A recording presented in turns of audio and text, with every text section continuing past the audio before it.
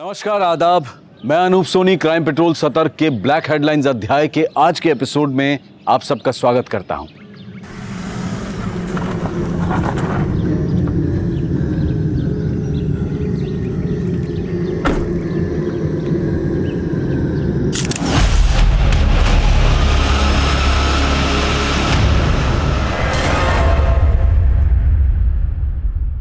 ये है हमारा मुरुड।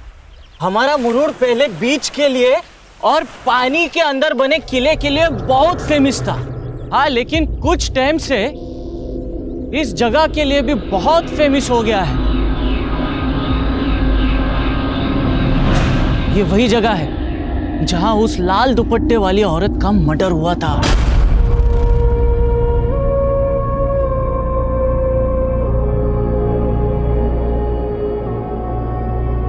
बहुत ट्रेजिक स्टोरी है उस औरत की। उसकी कहानी सुनोगे तो आपकी रूह कांप जाएगी। कहते हैं यहां किसी के इंतजार में वो औरत फोटो निकाल रही थी और फिर वो आया जिसका वो औरत इंतजार कर रही थी।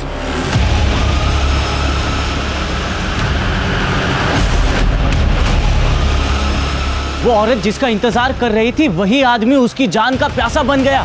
उसने उसका गला दबोचा, उसकी सांसें थम रही थी, उसका गला घुट रहा था। जैसे तैसे करके वो यहाँ सीढ़ियों से नीचे भागी। इन्हीं सीढ़ियों से वो औरत अपनी जान बचाते हुए भाग रही थी कि वो आदमी ने उसको धर दबोच के यहाँ पर लाया। यहीं पर उसके साथ जबरदस्ती की। वो चिखती रही, चिल्लाती रही, लेकिन कोई भी उसकी मदद के लिए नहीं आया।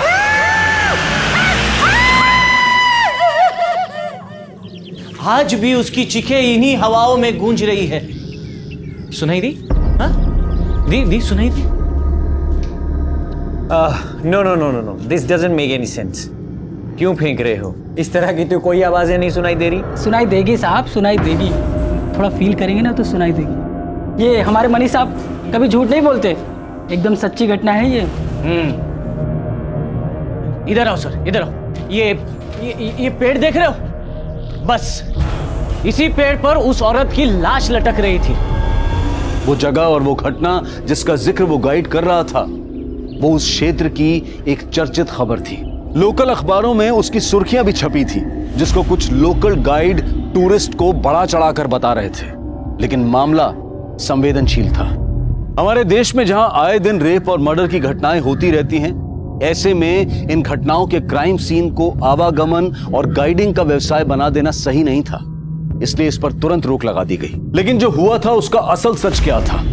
जो कुछ भी हुआ था वो महज 2 महीने पहले हुआ था, लेकिन वो क्यों हुआ था, कैसे हुआ था, उसकी हकीकत वाकई हैरत अंगेज थी।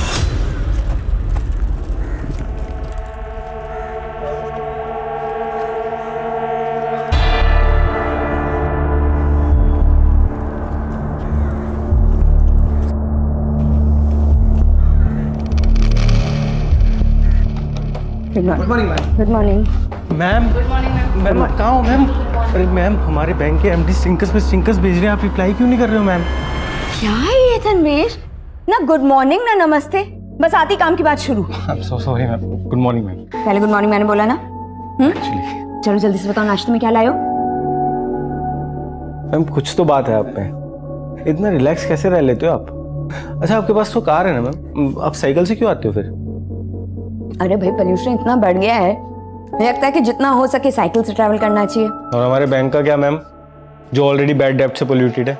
आपको पता है हमारे लोन कस्टमर लोन नहीं चुका पा रहे हैं। एनपीआर इतना बढ़ गया है कि बैंक ऑलरेडी डूबने के कगार पे आ गया है। और हमारे एमडी फोन करके पूछ रहे हैं कि डूबे हुए लोन की रिकवरी के लिए कर क्या रहे हो?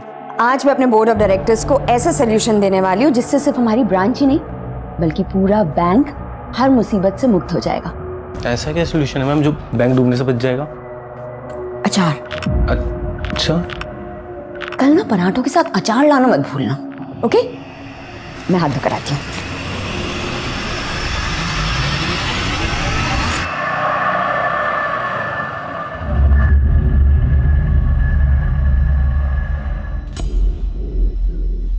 सर, ये मेरी साली है, राजेश्वरी सुड़े। ये यूनिटी बैंक ऑफ महाराष्ट्र में मैनेजर है। कल सुबह से ही राजेश्वरी का कुछ पता नहीं चल रहा सर। राजेश्वरी आपके साथ रहती है? नहीं सर, वो हमारे घर से थोड़ा दूर अकेले रहती है। कल सुबह वो हमारे घर आई थी, मगर उसके बाद से वो गुड मॉर्निंग जीजू। Good morning, good morning. Good morning ताई। Good morning. अरे वाह रजी, आजकल फिटनेस पे बहुत ध्यान दे रही है। पर फिट रहने से क्या होगा, उम्र थोड़ी कम हो जाएगी। 34 की हो गई है, पता नहीं शादी कब करेगी। ताई फिर से वही बात, ये सब छोड़ 500 रुपए दे। क्यों, क्या हुआ? अरे वॉक पे निकली ना तो पर्स कैरी नहीं किया, अब सोच रही जाते हुए फ्रूट्स खरीद लूं। वो रोजाना ऑफिस के बाद हमारे घर आती है और डिनर करके ही जाती है, लेकिन कल शाम को वो घर नहीं आई और जब उसका फोन ट्राई किया तो उसका फोन भी बंद आ रहा है। हाँ सर, हमने कल बैंक में भी फोन करके पता किया था तो पता चला कि वो बैंक में भी नहीं आई थी और कल से ही उसके घर पे ताला भी लगा हुआ है। देखिए, ये भी तो हो सकता है कि राजेश्वरी आप पे किसी रिश्तेदार के यहाँ पे गई हो। आपने कुछ पता किया? सर वो हमारे अलावा हमारी छोटी बहन के घर जाती है, मैंने उसको भी कॉल किया था पर वो वहाँ भी नहीं गई थी। हाँ योगी ताई। माऊ, राजी तेरे यहाँ आई है क्या? नहीं तो क्या हुआ ताई, आप ऐसे क्यों पूछ रहे हो? देखिए, राजेश्वरी एक वर्किंग वूमेन है, ये भी तो हो सकता है कि वो अपनी मर्जी से कहीं गई हो। पर सर उसका फोन बंद आ रहा है। ठीक है, अभी आप थोड़ा वेट कीजिए, अगर कुछ नहीं पता चलता तो हम एक्शन लेते हैं।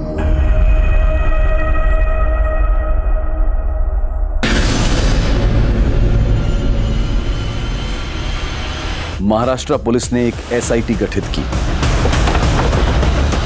सर, कुछ लोकल मछुआरों ने सबसे पहले लाश को लटके हुए देखा था। काफी ब्रूटल मर्डर है। लड़की को नीचे उतारने का इंतजाम करो। आइए सर, ये देखिए सर।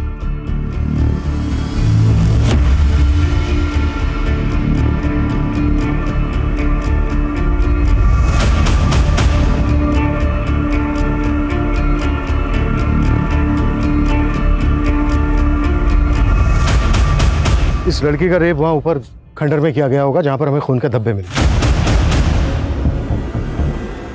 और ये देखो, इस लड़की को यहां से ये घसीटते हुए यहां तक लाया गया और फिर इसको ऊपर टांग दिया गया पेड़ से। रेप बहुत ही ब्रूटल है, ये किसी एक आदमी का काम नहीं लगता, एक से ज्यादा लोग रहे होंगे। और जो लड़की की हालत है उससे तो यही लग रहा है कि कातिल बहुत ही बेखौफ होंगे। Right sir. सर ऊपर जो एक कैमरा मिला है इसके अंदर कुछ फोटोग्राफ्स हैं, ये देखिए।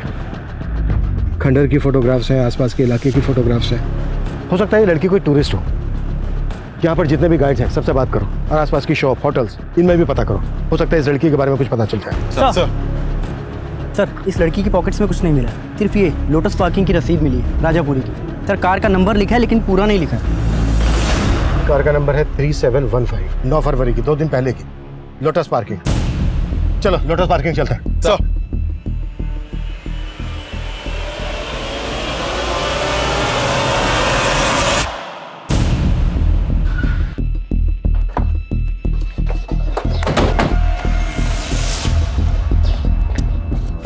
नमस्ते साहब।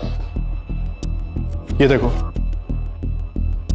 साहब, जल्दी जल्दी मैं बस गाड़ी के आखिरी 4 नंबर लिखता हूँ और उनको रसीद दे देता हूँ। उसके बाद उसकी सारी डिटेल इस रजिस्टर में लिखता हूँ। मैं बताता हूँ साहब। XX 3715 साहब, ये 9 फरवरी को यहाँ पे आई थी 2:15 पे।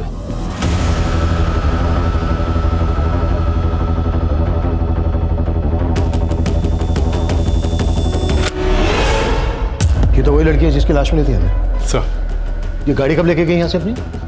साहब 1 मिनट बताता हूँ साहब, लगभग 40 मिनट बाद 2:55 पे। अभिषेक सर, तुरंत पता करो ये गाड़ी किस एड्रेस पे रजिस्टर्ड है। सर। राजी ताई ने हम बहनों के लिए इतने सेक्रीफाइसेस किए, मैं मान ही नहीं सकती कि वो हमें बिना बताए कहीं जा सकती है। माऊ, जो सामने आ रहा है उसका कुछ तो मतलब होगा ना। तुम्हारे लिए इसका गलत मतलब भी होगा कुणाल, लेकिन इसके पीछे अगर तुम्हारा कोई गलत मकसद हुआ तो। किस मकसद की बात कर रही है आप ताई? तुम तो बात ही मत करो। मैं देखता हूँ।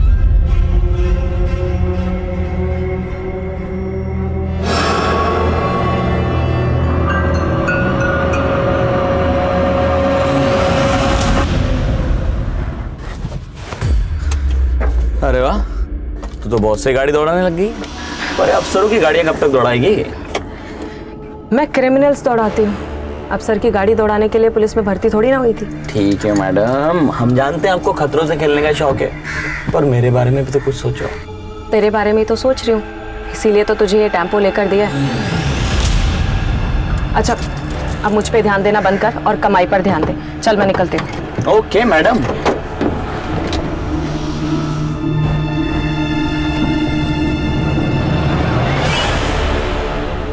Sir, Rajeshwari Sule missing case 10 फरवरी को फाइल हुआ था। सुमन सर को फाइल देना। सर। तुम टेम्पो भी चला लेती हो? सर एक्चुअली वो टेम्पो मेरे हस्बैंड का है, लेट हो रही थी तो। महेश, राजेश्वरी मर्डर केस में तुम्हारी इन्वेस्टिगेशन कहां तक पहुंची? सर, केस फाइल होने के ठीक बाद ही राजेश्वरी की छोटी बहन को उसका एक मैसेज आया था। सर मैसेज में लिखा था कि राजेश्वरी मुंबई में ही है और कांटेक्ट करेगी कुछ दिनों में। सर, लेकिन राजेश्वरी का फोन लगातार बंद आ रहा था। सिर्फ एक मैसेज करने के लिए वो अपना फोन ऑन करे, ये बात कुछ समझ में नहीं आई, इसलिए हमने उसे घर में भी छानबीन की।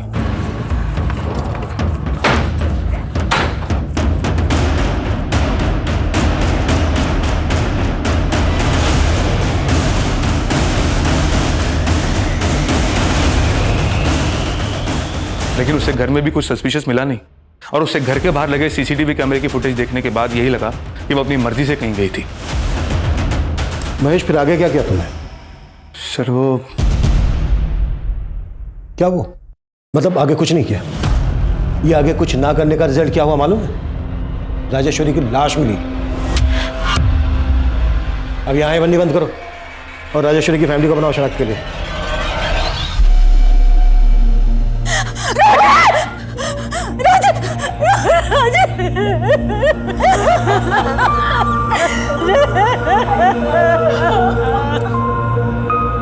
पुलिस उस एरिया के सेक्स ऑफेंडर्स को भी तलब कर रही थी और स्थानीय होटल्स, दुकानदार और टूरिस्ट गाइड से भी पूछताछ की जा रही थी। नहीं सर, ऐसी कोई भी टूरिस्ट को हमने नहीं देखा है। मैंने भी नहीं देखा इसको कहीं। सर, राजेश्वरी ताई के फ़ोन से मुझे मैसेज आया था, लेकिन हमने उस मैसेज पे भरोसा नहीं किया। पर यहाँ की लोकल पुलिस ने भी राजेश्वरी ताई को ढूंढने में बिल्कुल कोशिश नहीं की। देखिए, इसके लिए हम बहुत शर्मिंदा हैं। 9 फरवरी की सुबह जब राजेश्वरी घर से निकली, हमने तब की सीसीटीवी फुटेज चेक की और राजापुरी की पार्किंग से जब वो निकली तब की भी फुटेज देखी। राजेश्वरी काफी खुश लग रही थी, ऐसा लग रहा था जैसे किसी से मिलने जा रही हो। राजेश्वरी का कोई अफेयर, कोई बॉयफ्रेंड? नहीं सर, ऐसी कोई बात नहीं थी। अगर ऐसी बात होती तो वो हमें ज़रूर बताती। हम तो खुद उसकी शादी करवाना चाहते थे, लेकिन राजेश्वरी खुद शादी नहीं करना चाहती। राजी, तूने माहू की तो शादी करवा दी, अब तू अपनी शादी के बारे में भी तो सोच। तू कब शादी करेगी? राजी ताई को अपने बारे में सोचने की फुर्सत कहाँ है? हमें इनके लिए लड़का ढूंढना पड़ेगा। सही कहा। प्लीज, मुझे ना तुम दोनों की तरह ये घर गृहस्थी के झंझट में बिल्कुल नहीं फंसना। अच्छा जी, तो तुम्हारा कहने का मतलब है कि हमने शादी कर ली और घर गृहस्थी के झंझट में फंस गए? और नहीं तो क्या? अरे काय मस्त दिसतंय तिघी, हा? ट्रेनच्या बोगी सारखा। पण एक सेकंड, मालिश नाही, एक दूसरे को गुदगुली करो। क्या? अरे मस्त फोटो आएगा, बघा बघा इकडे। अच्छा, अगर हम मान लें जैसा कि आप लोग सोच रहे हैं कि वो मैसेज राजेश्वरी ने नहीं भेजा होगा, तो फिर किसने भेजा होगा? आप लोगों को शक है किसी पर? सर, उसका तो कोई पता नहीं, लेकिन राजेश्वरी के गायब होने के बाद उसका एक कलीग यहाँ आया था। देखिए, राजेश्वरी मैम ने सिर्फ आप लोगों को हैरान नहीं किया, उनके फैसले से पूरा बैंक हैरान है। बैंक हैरान था मतलब? जी, उन्होंने रिजाइन कर दिया था। एमडी सर को रेजिग्नेशन भी मेल कर दिया था उन्होंने। राजेश्वरी उस बैंक में 10 साल से थी, हमें तो विश्वास ही नहीं हुआ कि वो ऐसे रिजाइन कर देगी। नहीं मैडम, मैं इस बार नहीं कर पाऊंगी। देखो कविता, तुम इस तरीके से पीछे नहीं हट सकती हो, और तुम ही कहती हो ना कि तुम्हें मेरी तरह कामयाब बनना है, तो मेरी तरह सोचना भी पड़ेगा। ये रखो रखो, और हाँ, आइंदा अगर ऐसी बात की तो मुझसे बुरा कोई नहीं होगा।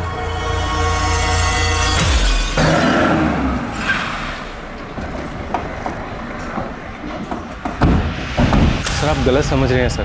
राजेश्वरी मैम के गायब होने से पहले ही उन्होंने रिजाइन कर दिया था। 8 फरवरी की शाम को, उस दिन वो ऑफिस में तो थी, खुशी खुशी मुझे सी ऑफ करके गई थी। मैम, कल के ब्रेकफास्ट का मेन्यू ना मैं आपको रात को मैसेज कर दूंगा, आप ना प्रूव कर देना। ठीक है, जो भी है, बस अचार मत भूलना। अचार, राइट, अचार जरूर लेके आऊंगा। तब भी उन्होंने कुछ नहीं बोला सर। और फिर अगले दिन वो ऑफिस ही नहीं आई। और तब मुझे हमारे एमडी ने फ़ोन करके बोला कि उन्होंने रिज़ाइन कर दिया। तो अगर राजेश्वरी ने रिज़ाइन किया है तो रिज़ाइन करने की वजह क्या होगी? Work pressure sir.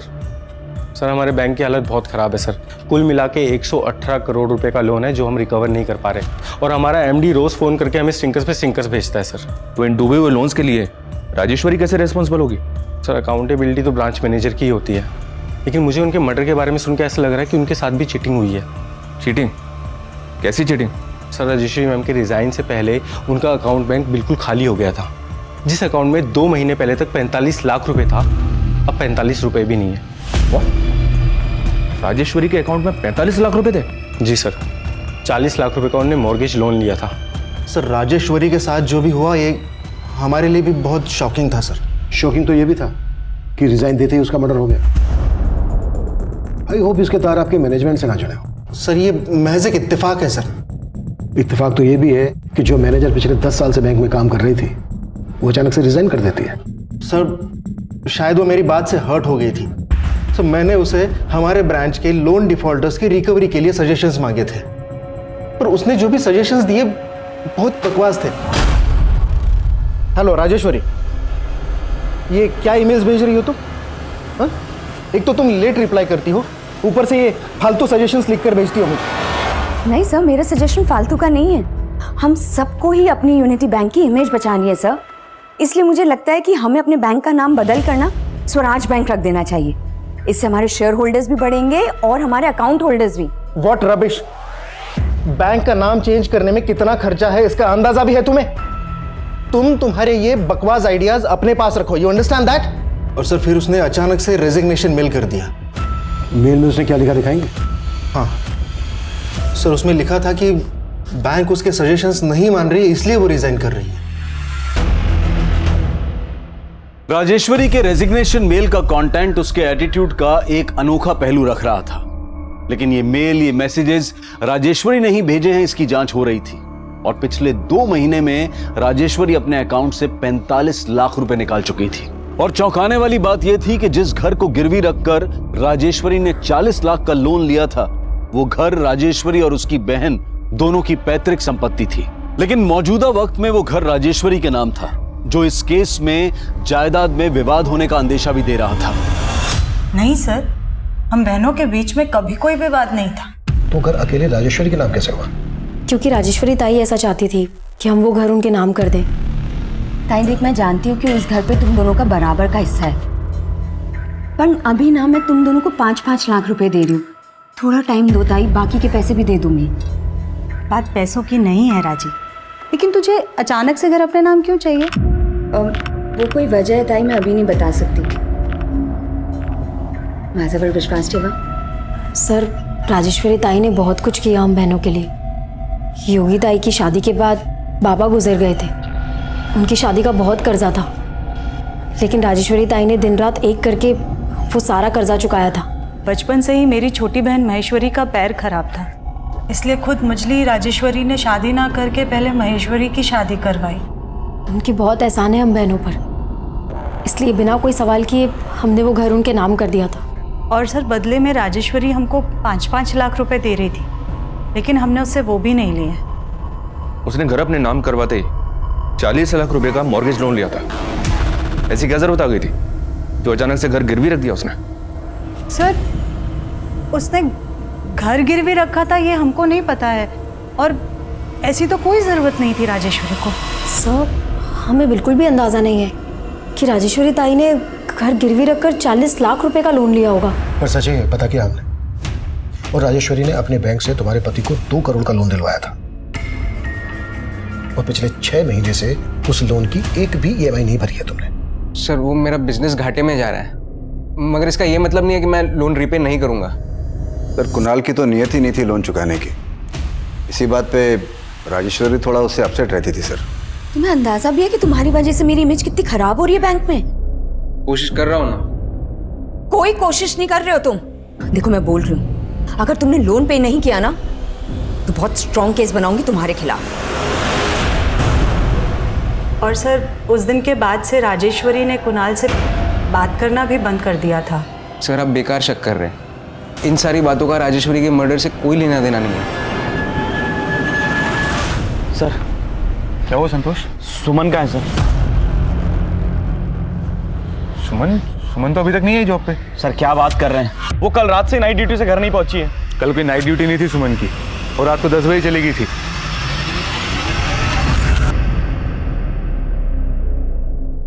ये तो कमाल ही हो गया सर। राजेश्वरी के केस ने हमारे सर की छत ही छीन ली। अभी कुछ दिन के लिए यहाँ खुले में काम करना पड़ेगा। कोई नहीं, खुले में दिमाग और काम करता है। तो चाय नहीं रुकनी चाहिए। छोड़ो,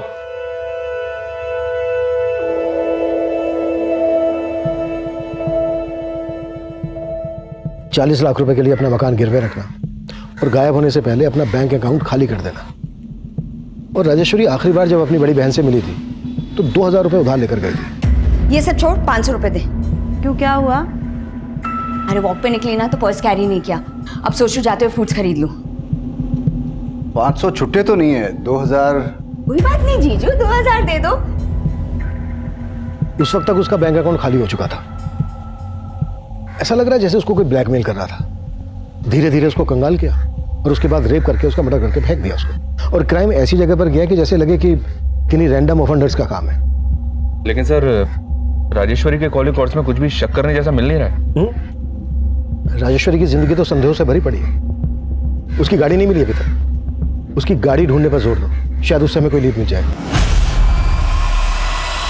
और राजेश्वरी की दोनों बहनों और उसके दोनों जीजाओं को खंगालो। राजेश्वरी के घर की भी अच्छे से तलाशी लेनी होगी।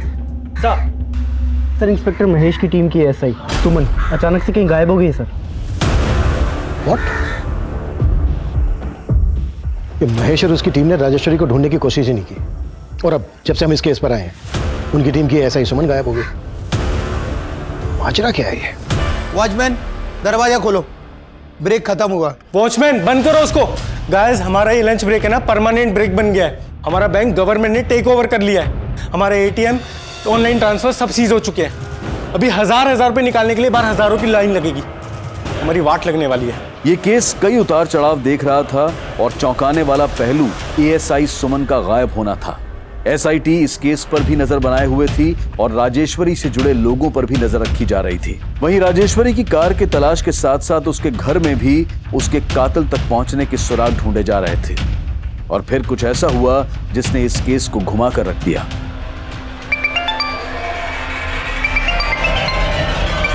हाँ बोलो।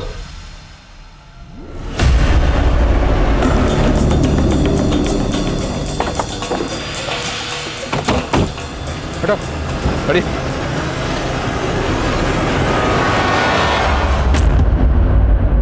राजेश्वरी की कार में एएसआई सुमन की लाश। लगता है सुमन के साथ भी ब्रूटल रेप किया गया। राजेश्वरी को रेप करके पेड़ से लटका दिया गया। और अब राजेश्वरी की कार में हमें एएसआई सुमन की लाश मिलती है। अब तक हम ये मानकर चल रहे थे कि किलर ने ही राजेश्वरी की कार को गायब किया होगा। तो क्या जो राजेश्वरी का कातिल है उसी ने सुमन को भी? लेकिन सर सुमन को गायब करने के पीछे इंस्पेक्टर महेश सुमन के पति पे शक जता रहा था। सर सुमन ने संतोष से दूसरी शादी की थी क्योंकि संतोष सुमन का देवर है। एक मिनट, तुम्हें सुमन के पति संतोष पर शक क्यों है? क्योंकि सर सुमन का पहला पति उसको बहुत मारता था, फिर वो उसको छोड़कर दुबई चला गया और उसके बाद संतोष ने सुमन से शादी कर ली। और अब जब संतोष भी सुमन के साथ मारपीट करने लगा तो सुमन बहुत परेशान थी। सर संतोष की वजह से मैं काम पर फोकस नहीं कर पा रही हूँ और उसको मेरा घर लेट आना पसंद नहीं है, इसलिए मैं सोच रही हूँ कि मैं जॉब ही छोड़ दूँ। सर मैंने उसके पति से बात करके उसको काफ़ी समझाने की भी कोशिश की थी, लेकिन अब जब सुमन की लाश मिली है तो मुझे पूरा यकीन है कि संतोष ने सुमन का कत्ल किया।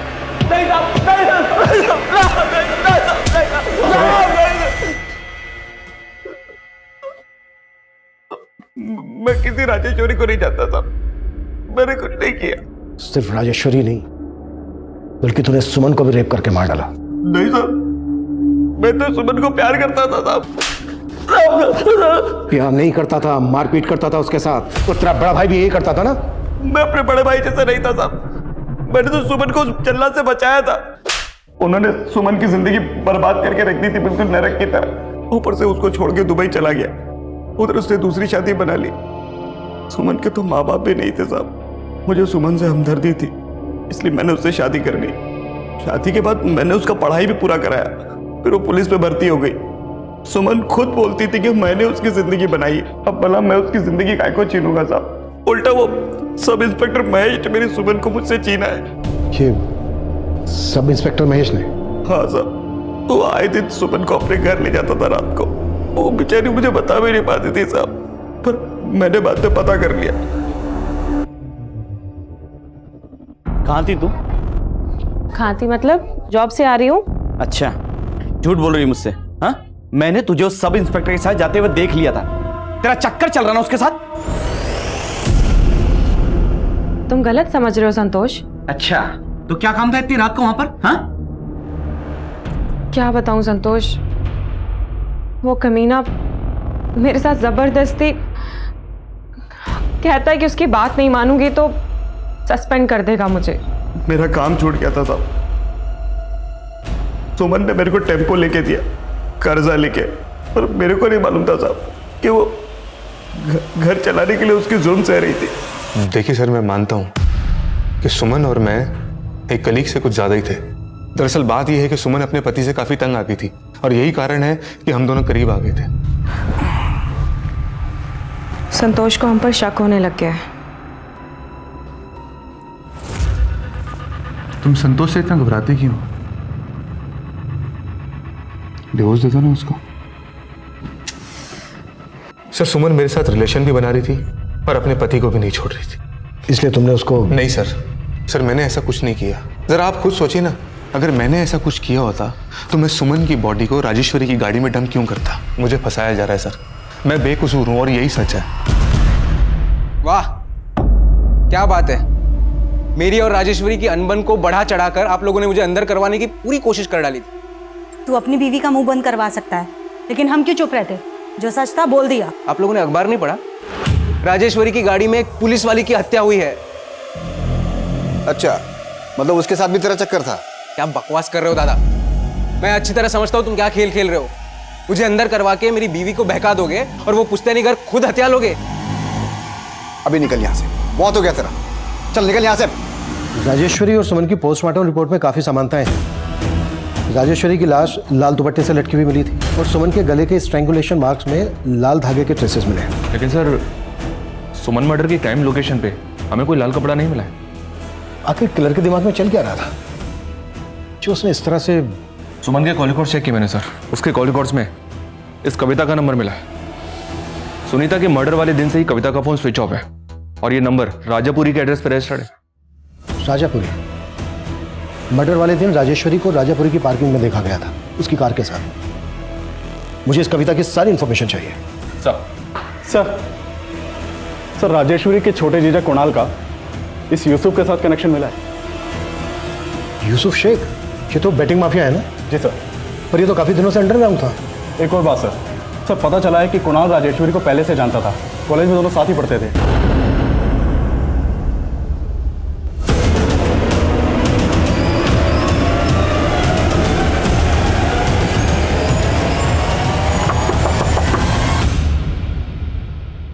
कविता यही रहती है? जी साहब, कविता मेरी छोटी बहन है। कहाँ है वो? साहब मुझे नहीं पता, मैं खुद परेशान हूं उसके लिए। उसका फोन भी बंद आ रहा है साहब। अभी मेरी बात ध्यान से सुनो। ये ऐसा ही लेडी सुमन का मर्डर हो गया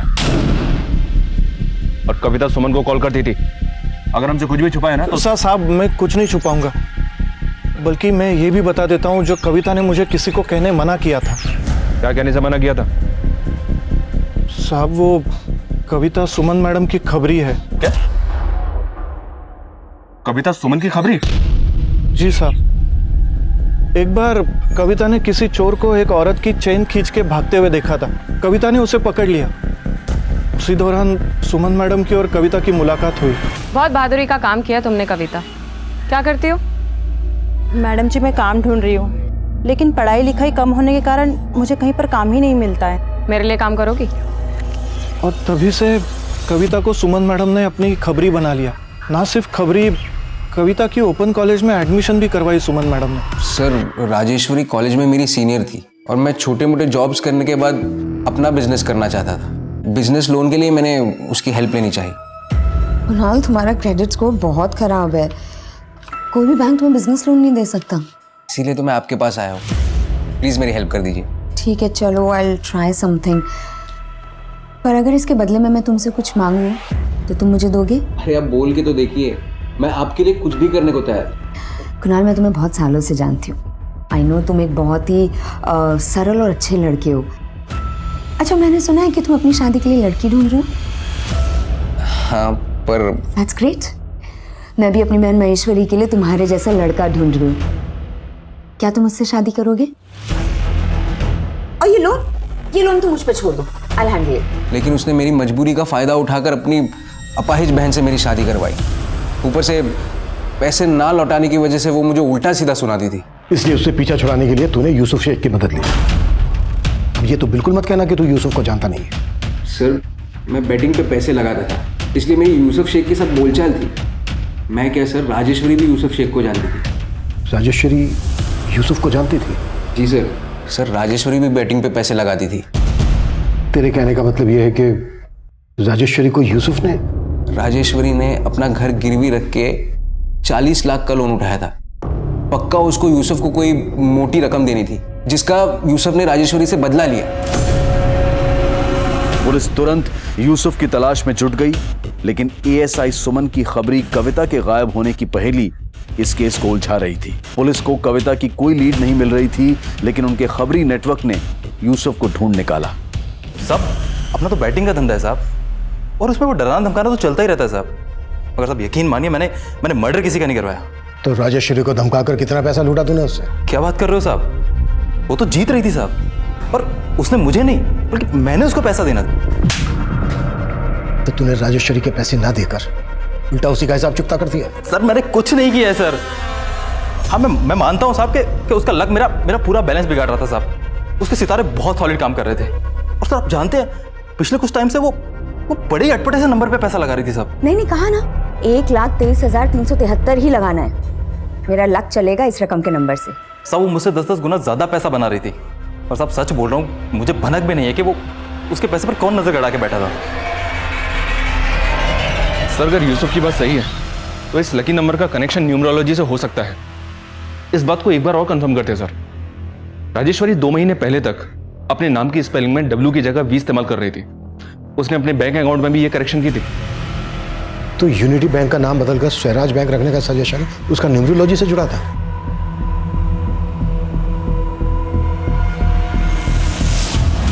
विजय, राजेश्वरी के घर में मैंने एक न्यूमरोलॉजी की किताब देखी थी, वो किताब मंगवाओ, शायद उससे हमें कुछ मिल जाए। सर,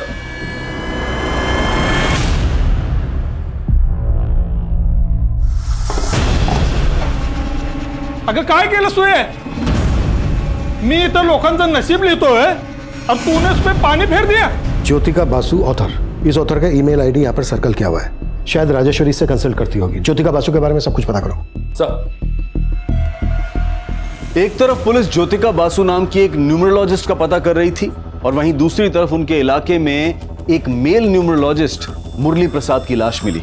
मुरुड में हुई ये तीसरी हत्या थी। पुलिस ने मुरली की बीवी कुसुम से भी पूछताछ की, लेकिन उन्हें मुरली का सुमन और राजेश्वरी से कोई कनेक्शन नहीं मिला। वहीं कविता की तलाश में पुलिस मनोहर पर नजर रख रही थी, और तभी इस केस में एक नया घुमाव आया। सर, इस किताब के author ज्योतिका बासु का तो 3 साल पहले देहांत हो गया था, और ऐसा कुछ भी नहीं मिल रहा है जिससे लगे कि न्यूमरोलॉजी का इस मर्डर से कोई कनेक्शन हो सकता है। सर, आपके नाम ही लेटर आया है, लेकिन भेजने वाले ने इस पे अपना नाम नहीं लिखा है।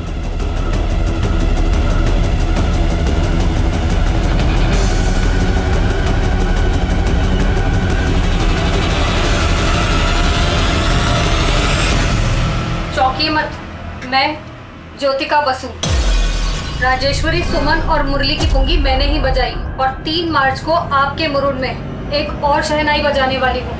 रोक सको तो रोक लो। लेकिन सर, ये ज्योतिका बासु कैसे हो सकती है?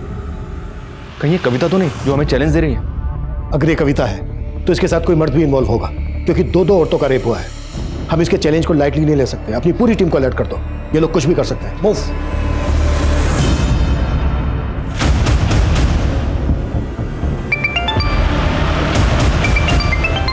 हेलो,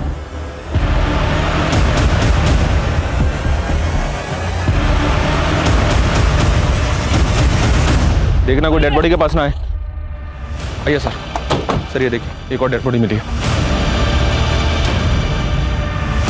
ये चौथी हत्या किसी साइको सीरियल किलर का इंडिकेशन दे रही थी। पुलिस मान रही थी कि उस पेन ड्राइव से भेजी गई चेतावनी कविता की रिकॉर्डेड वॉइस होगी, लेकिन वो कविता की आवाज नहीं थी। कविता के गायब होने के रहस्य और भी गहरे होते जा रहे थे और वो धमकी भरी ऑडियो क्लिप भेजने वाले के बारे में भी कोई लीड नहीं मिल रही थी। मीडिया पुलिस की निंदा कर रही थी और हत्याओं की खबरों को बढ़ा चढ़ाकर छाप रही थी, जिसका नतीजा ये था कि मुरूर में आने वाले सैलानी भी क्राइम सीन देखने जाने लगे, जिसने पुलिस की मुसीबतें और बढ़ा दी। उसी लाल दुपट्टे से उस औरत की लाश यहाँ पर झूल रही थी। पुलिस को भी कुछ पता नहीं चला। चल रहा है? हाँ, लेकिन जब क्या चल रही थे? आओ कहीं नहीं साहब, टूरिस्ट लोग का जरा ये लोकेशन जगह दिखने का था ना। तू कुछ भी बोल के इनको घुमाएगा? हाँ, ज्यादा शाड़ा बन रहा है। देख तेरा लाइसेंस कैंसिल करवा दूंगा मैं। आओ आएगा ना साहब, मिगा मिनटो। चल उसको ले, उसको ले। आप लोग भी चलिए। अब इस मर्डर की कहानी ना पुलिस स्टेशन में बताना, समझा? चल काय साहब, हम लोग किधर कुछ बोलते हो तो अखबार में छप के आता है। ये टूरिस्ट लोग इधर आने का जिद करता है, इसके लिए करना, पेट के लिए करना पड़ता है साहब। साहब जाने दीजिए ना साहब, आगे से ऐसी गलती नहीं होगी साहब, जाने दीजिए। हो साहेब, सोडून द्या ना। बघा आता सोडतोय, नेक्स्ट टाइम नाही चालणार। हो चल। हाँ बोलो।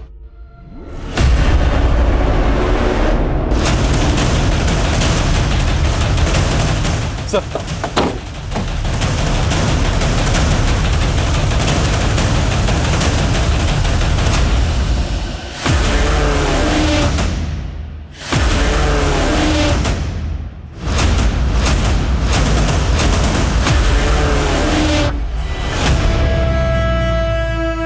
सर एक मछुआरे ने इस लड़की की लाश देखी थी। हमने लाश के आसपास सर्च किया तो एक कविता की आईडी मिली। लाश का चेहरा पहचाना काफी मुश्किल है सर। कहीं ये कविता की कोई नई चाल तो नहीं? अगर कविता जिंदा है तो अभी तक मिली क्यों नहीं है? और अगर ये कविता नहीं है तो फिर किस लड़की की लाश है? सर हम उसके भाई मनोहर पे लगातार नजर बनाए हुआ है और ऐसा लग रहा है कि वो काफी चौकन्ना है। मुझे 5 मर्डर हो गए हैं, अब नजर मत बनाओ, हाथ उठाओ। Right sir.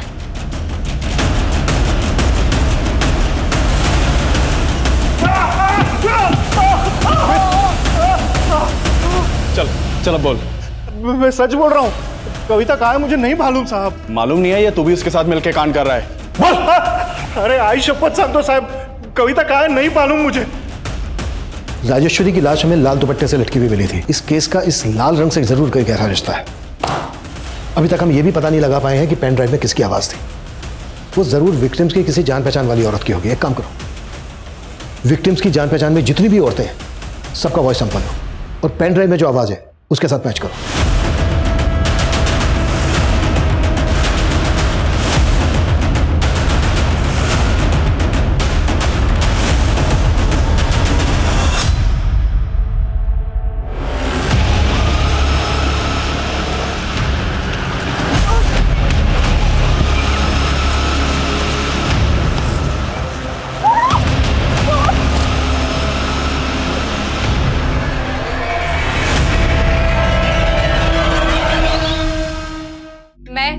ज्योतिका बसु, राजेश्वरी, सुमन और मुरली की पुंगी मैंने ही बजाई।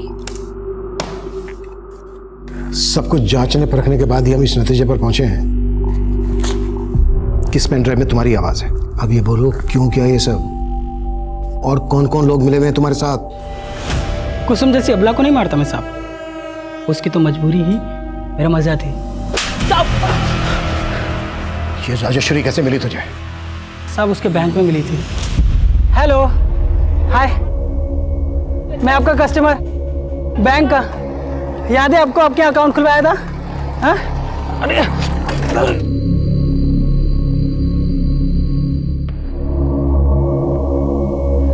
आप ठीक है ना? Thank you. हंसी तो फंसी, और साहब ऐसी फंसी ना कि मेरी हर बात मानने लगी। और उसे ना साहब मेरी न्यूमरोलॉजी बहुत पसंद थी, बड़ी इम्प्रेस थी वो। और ये ज्ञान मैंने सीखा था कुसुम के पति से, और इसी विद्या से मैंने राजेश्वरी की किस्मत एकदम सेट कर दी। केमू, तुम्हारी प्रेडिक्शन एकदम एक्यूरेट निकली। मैं सट्टे में 7 लाख रुपए जीती हूँ। बहुत बढ़िया, बहुत बढ़िया। लेकिन मेरी बात मानो, अगर लाइफ में कुछ बहुत अच्छा करना है ना तो कुछ चेंजेस करने पड़ेंगे। ये जो तुम्हारे घर का हाउस नंबर है ना, मुझे ऐसा लगता है तुम्हारे लिए लकी नहीं है। मेरी बात मानो, ये घर बेच दो। मेरी हर बात मानने लगी थी वो, लेकिन साहब इस मंदी में उसका घर बिक नहीं रहा था, तो मेरे कहने पर उसने अपना पुश्तैनी घर अपने नाम पे करवा लिया और उसमें 40 लाख का मॉर्गेज लोन लिया साहब। वो ये चाहती थी कि वो उस पैसे से फ्लैट खरीदे, लेकिन मैं तो फ्लैट खरीदवाना नहीं चाहता था, मैं तो उस पैसे को उड़ाना चाहता था ना साहब। इसीलिए मैंने उसके दिमाग में भरा कि वो जिस बैंक में काम करती है ना, अगर उस बैंक का नाम बदलवा के काम करेगी ना तो बहुत फायदा होगा। और तेरे कहते ही राजेश्वरी ने रिजाइन कर दिया, और फिर तूने राजेश्वरी को सारे पैसों के साथ मुरुड़ के उस खंडर में बुला लिया।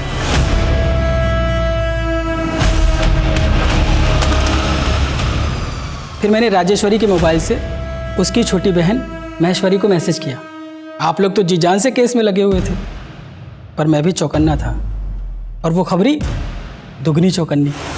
मैंने देखा वो लड़की राजेश्वरी की कार का फोटो सबको दिखा रही है, मुझे भी दिखाया। मैं अलर्ट हो गया, मैंने उसका पीछा किया और मौका मिलते ही खोपचे में ले लिया।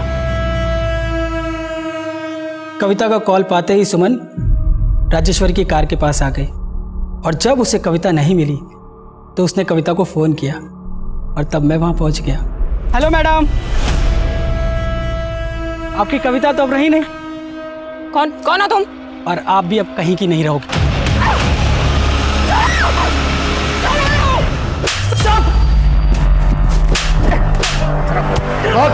क्यों मारा इतनी औरतों को? साहब मुझे कामकाजी औरतें बिल्कुल पसंद ही नहीं है। मेरी औरत वो भी जॉब करती थी साहब, और मुझे घमंड दिखाती थी। मैं ठहरा निकम्मा साहब। सबसे पहले मैंने उसका ही घमंड किया, उसको मार के गायब कर दिया, और फिर उसके बाद अंजलि, पुष्पा, मंजू, जाने कितनी आई साहब, सबको मार दिया मैंने। तूने अपने गुरु मुरली को क्यों मारा? आप लोग किलर की तलाश में किसी अंक ज्योतिष को ढूंढ रहे थे ना, तो आपकी तलाश को लाइलाज करने के लिए मैंने अपने ही गुरु को मार दिया, और फिर आप सबको गुमराह करने के लिए मैंने कुसुम को अपने इशारे पर नचाया। चौंकिए मत, मैं ज्योतिका बसु। राजेश्वरी, सुमन और मुरली की पुंगी मैंने ही बजाई। फिर वो पेन ड्राइव आप लोगों को पोस्ट कर दी, और आप लोग लगे पेन ड्राइव की गुत्थी सुलझाने, और इधर मैं कामकाजी औरतों को एक एक करके मारता गया।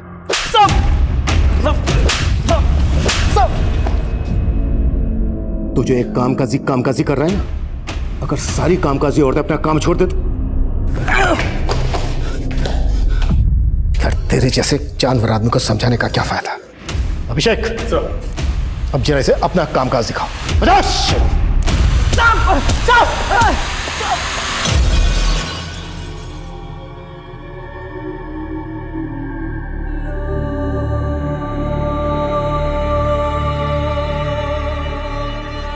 औरतों को लेकर खेमू की मानसिकता आज भी हमारे पुरुष प्रधान समाज की वास्तविकता है। खेमू एक ऐसा सिरफिरा था जो अपनी बीवी समेत 15 औरतों का शोषण करके उन्हें मौत के घाट उतार चुका था। खेमू की गिरफ्तारी से हत्या और रेप के कई अनसुलझे केस सुलझ गए जो काफी अरसे से बैकलॉग में थे। कोरोना वायरस से बचाव के लिए सरकार और प्रशासन ने कई कदम उठाए हैं। ये जरूरी है कि हम उनके द्वारा दिए गए निर्देशों का सही तरह से पालन करें, अफवाहों पर विश्वास न करें, डर का माहौल न बनने दें। हमें पूरा विश्वास है कि हम सब एक साथ मिलकर इस आपदा को जड़ से मिटाने में सफल होंगे। देखते हैं हमारे आज के एपिसोड की दूसरी कहानी।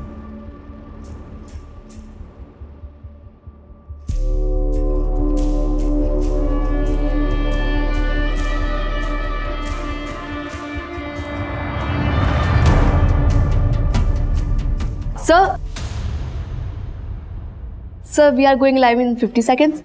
Yeah, coming. Okay, let's go. Morning. There's an article on my desk. Ready, sir? Oh, come here. Oh. Just what I needed. Jadoo ki chappi, you know. Let's go. Good morning, everyone. Mithilesh Kumar is here. Let's get this ball rolling. Focus set है ना? Okay, sir. We are going live in 5 seconds. 5, 4, 3, 2, 1, go. Good morning, मैं हूं मिथिलेश कुमार और स्वागत है आपका सतर्क news channel में। आज की सबसे बड़ी खबर आ रही है महाराज्य से, जहां दो मुख्य पार्टियों के नेता अपने आप को मुख्यमंत्री का दावेदार मान रहे थे और तीसरी पार्टी के नेता ने रातों रात पूरा का पूरा खेल ही बदल लिया और ले ली मुख्यमंत्री की शपथ। इस पूरे के पूरे उलटफेर का आंखों देखा हाल जानने के लिए हम चलते हैं हमारी संवाददाता अनुष्का के पास, जो हमें बताएंगी कि महाराज्य में क्या महा खिचड़ी पक रही है। अनुष्का, क्या बोलते हो सर आप? I just love you.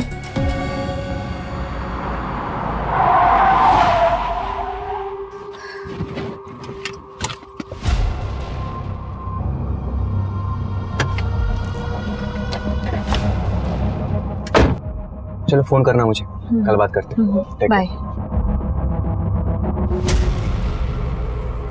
ओफो, कितनी बार कहा है खाते वक्त कोई मोबाइल नहीं। मम्मी, क्या कर रहा है मेरा बच्चा? खाना खा रहा है? ये काम काज के आड़ में अपने घर को आग मत लगाओ, और हाँ, अपने उम्र का ख्याल करो और एक बेटा पैदा करने की सोचो।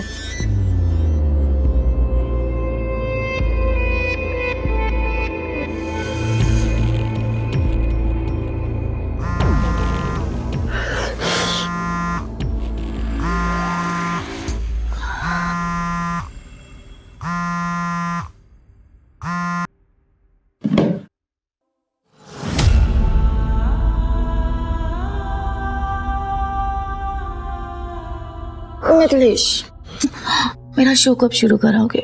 कब से इंतजार ही चल रहा है। अरे कुछ दिन रुक जाओ ना, हो जाएगा। तुम सिर्फ मजे लेने के लिए आते हो ना यहाँ पर? क्या? तो क्या मैं अकेले मजे ले रहा हूँ यहाँ पे? और एक बात याद रखो, अगर कोई मजेदार चीज खा रहे होते ना तो उसका मजा जबान पर रहने देते हैं, ऐसे मजा किरकिरा नहीं करते। अरे नहीं मिथिलेश, मेरा मतलब वो नहीं था। मैं सिर्फ इतना कह रही थी कि तुम ट्राई भी नहीं कर रहे हो और मैंने तुम्हारी हर ख्वाहिश पूरी की है ना। अरे छोड़ो यार, you anyway spoilt my mood. Mithilesh, It's half done. मेरी बात तो सुनो मिथिलेश।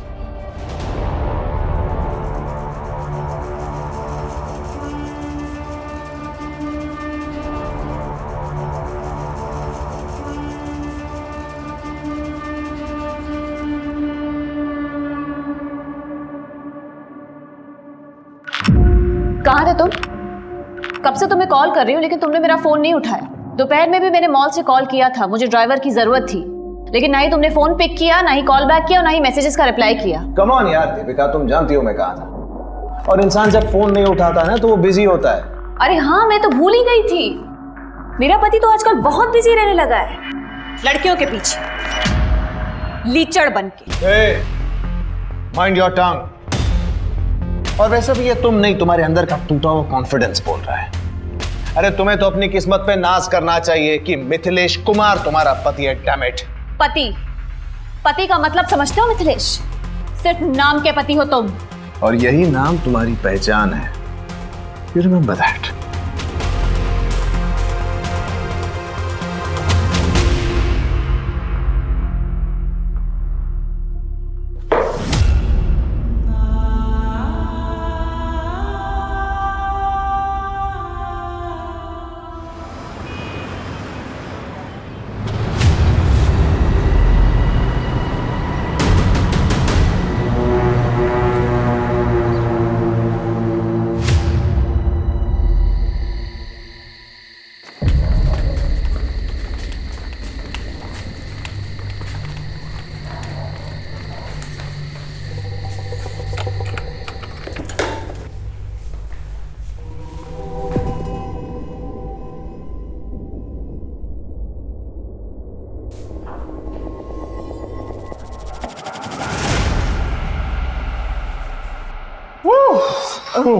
सर ये कल की न्यूज़ की अपडेट आ गई, आप एक बार देख लीजिए। काम हो गया यार, घर जाओ। No one disturbs me tonight, okay?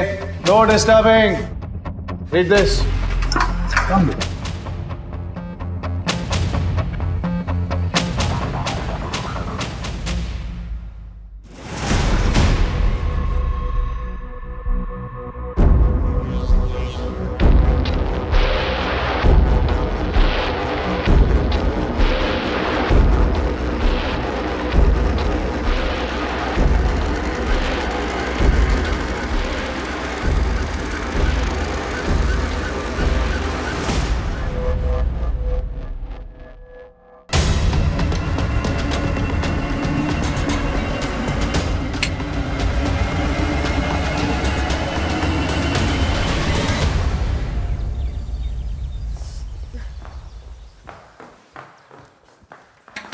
Sir sir sir sir sir आपके घर से कॉल आ रहा है, आपका फोन बंद है शायद।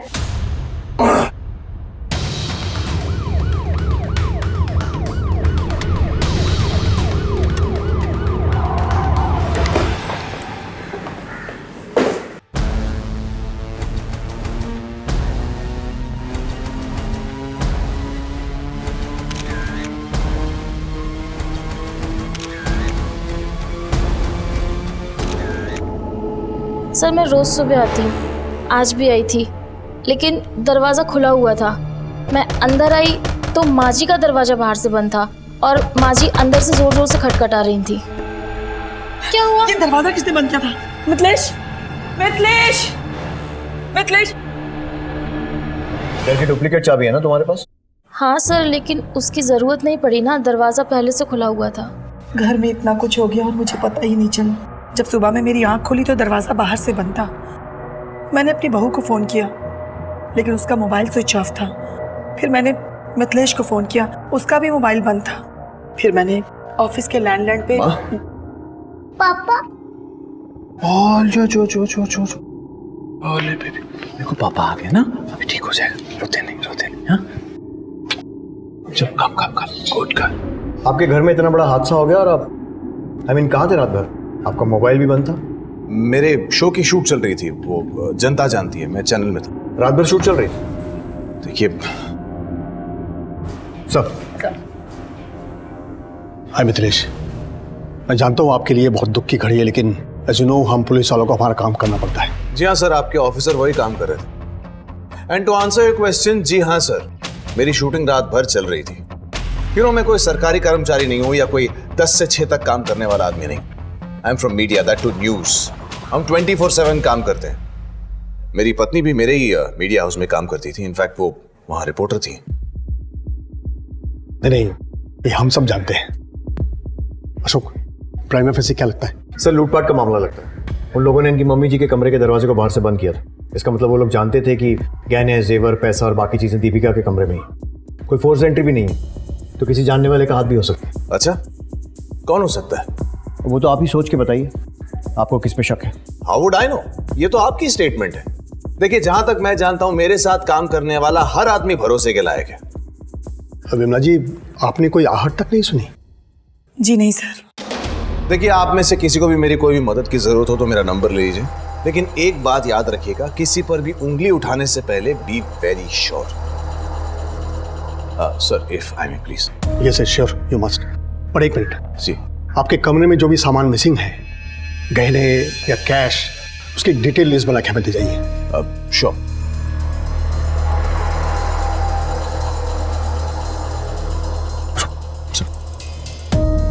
देखो शुभ, ये केस बहुत ही सेंसिटिव है और इसकी पहुंच बहुत ऊपर तक है, इसलिए इससे कोई भी बात करने से पहले हमें पहले अच्छे से होमवर्क करना होगा। तुम ये फॉर्मेलिटीज पूरी करके ऑफिस पहुंचो, हम वहीं बैठ के बात करते हैं। साहब, कृतिका, लाश का पंचनामा करके बॉडी को पोस्टमार्टम के लिए भेजो। और आसपास के सारे सीसीटीवी चेक करो, शायद किसी के फुटेज में वो चोर आते या जाते हुए कैप्चर हुए। और पड़ोसियों से पूछताछ करो रात में अगर किसी ने कुछ देखा हो तो।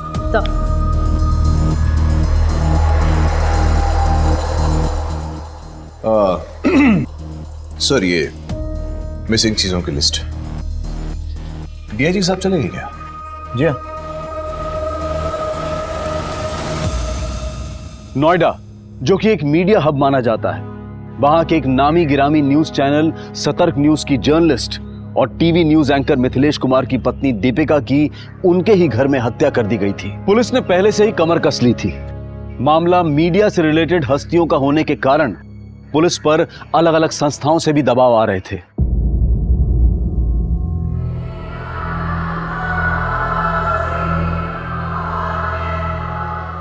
May I come in, sir? Come in.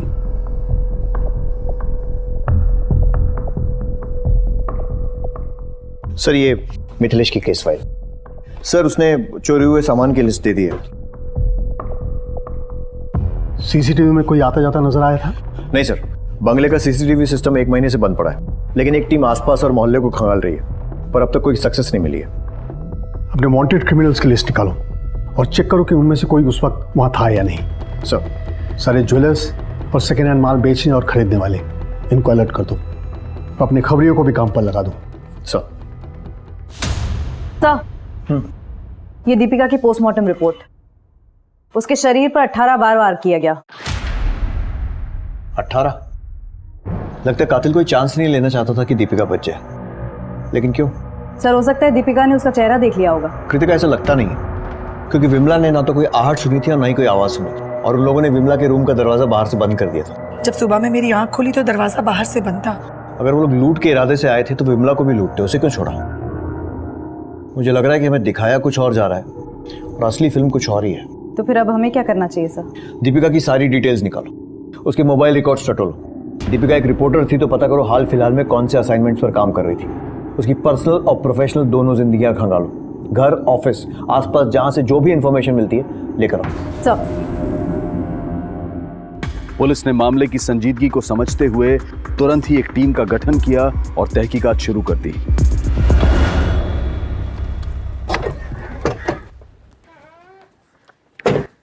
Sir, Deepika murder case में आसपास के लोगों से पूछताछ की।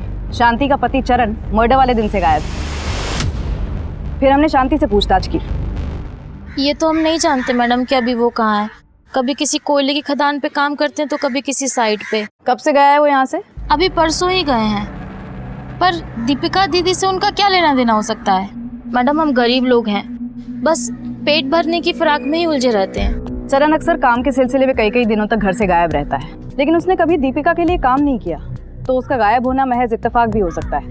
कृतिका, ये बात भी ध्यान रखनी चाहिए कि घर की एक डुप्लीकेट चाबी शांति के पास भी थी। इस चरण की डिटेल्स निकलो, फोन लोकेशन भी ट्रैक करो, पता करो कि वारदात की रात को ये कहाँ पे था, और शांति पर भी नजर रखो। सरिता जी, क्या दीपिका की लाइफ में कोई प्रॉब्लम थी? क्या बताऊं मैं? दीपिका की सास विमला ने दीपिका पे पोते के लिए दबाव बनाया हुआ था। दीपिका टूट गई थी। ना मुझसे ढंग से बात करते हैं, ना मेरे साथ कोई संबंध रखा हुआ है। तुम ही बताओ ना माँ, कहाँ से पोता दो मम्मी जी को? खुद को कितना लकी समझती थी मैं। साथ में काम शुरू किया था, प्यार हुआ, लव मैरिज हुई थी, लेकिन वक्त के साथ सब बदल गया। शादी के समय से ही दीपिका विमला को पसंद नहीं थी, और आजकल में तो उसने उसका जीना मुश्किल ही कर दिया था। हाँ, सुनाते थे, पोता चाहिए था हमें, और बहू से नहीं कहेंगे तो किससे कहेंगे? लेकिन इसका मतलब ये तो नहीं कि हमने उसकी जान ले ली।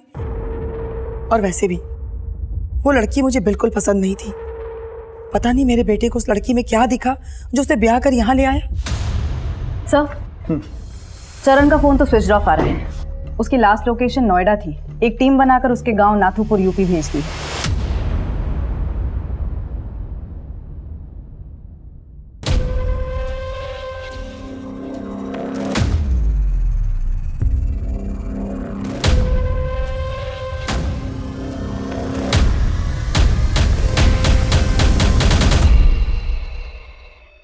दीपिका के कॉल लिस्ट में एक नंबर है, विजय का, जिससे फ्रीक्वेंटली और बहुत लंबी बातें होती थी, वक्त बेवक्त। एक और बात, एमएलए गजेंद्र सिंह का भी फोन कई बार आया दीपिका को। क्या ऐसा तो नहीं कि दीपिका का किसी के साथ अफेयर चल रहा था? कह नहीं सकते सर, लेकिन दीपिका की माँ के हिसाब से दीपिका और मिथिलेश का रिश्ता सही नहीं था, और उसकी सास विमला भी उसे बच्चे के लिए काफी सुनाती रहती थी। कहीं ऐसा तो नहीं कि ये मर्डर परिवार ने ही प्लान किया? जब तो कोई ठोस सबूत नहीं मिल जाता, किसी को रूल आउट नहीं कर सकते। इस विजय को थाने बुलाओ। एक मिनट सर। हाँ सर, कांस्टेबल गीता का फोन था। वारदात की रात मिथिलेश की रिकॉर्डिंग 11 बजे ही खत्म हो गई थी। अरे नहीं डीआईजी साहब, मुझे आपकी टीम की काबिलियत पे कोई शक नहीं है, बस ना उनके काम करने के तरीके से थोड़ी सी शिकायत है। Okay sir. Yes. Oh please come, आइए। अभी आपके वो डीआईजी साहब से ही बात कर रहा था। बैठे बैठे। So tell me sir, how can I help you? अब तक की इन्वेस्टिगेशन से ये बात सामने आई है कि दीपिका के रिलेशन आपसे और आपकी माता जी दोनों से ठीक नहीं थे। So what?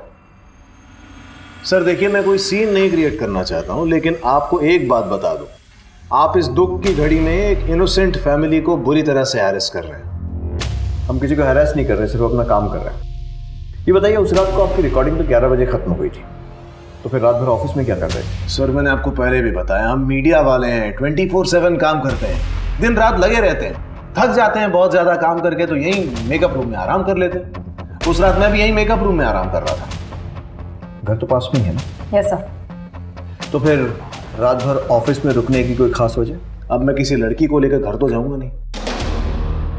हाँ, वो मेरे साथ ही थे।